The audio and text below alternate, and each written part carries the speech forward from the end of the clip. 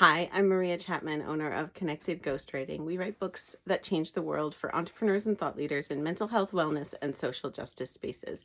And today I'm here with Ask a Ghostwriter, and I am sharing my favorite resource for writing content that resonates with readers.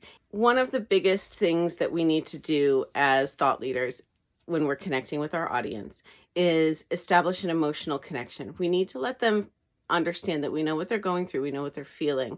And if we can make them feel seen, heard, and understood, then we can start teaching.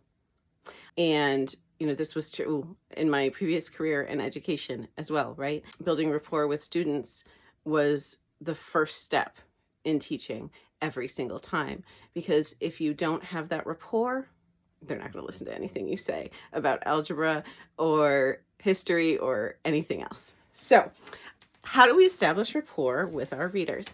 I take my authors on a deep dive into the emotional landscape of what their clients are experiencing.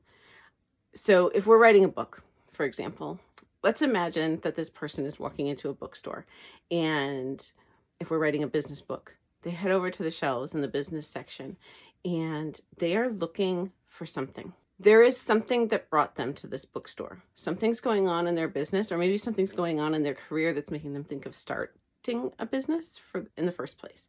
And they are experiencing something. We have to figure out what that is.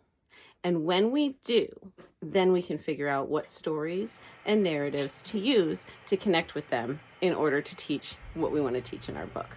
So once we've identified the emotions that these people are feeling that brings them to the bookstore, we have to figure out, well, what does that emotion feel like in their body? And what do they need in order to get out of that stuck place that they're in? So the resource I use, and I have tabs in it already because I'm using it for a project that I'm working on with a client, is Brene Brown's Atlas of the Heart. And in this book, Brene Brown goes through all of her research on human emotion and identifies what the emotion feels like for people, what happens to them when they experience it, and she dives into, particularly with those unpleasant emotions, what we need to do in order to get out of that space. Okay, so we use this to help guide us. And I very often will give my clients assignments to read or listen to a specific section of this book in preparation for our meeting, because it will help them think of what stories they have that can connect to those emotional experiences with the reader, so that we can start teaching and spreading their message. Thank you.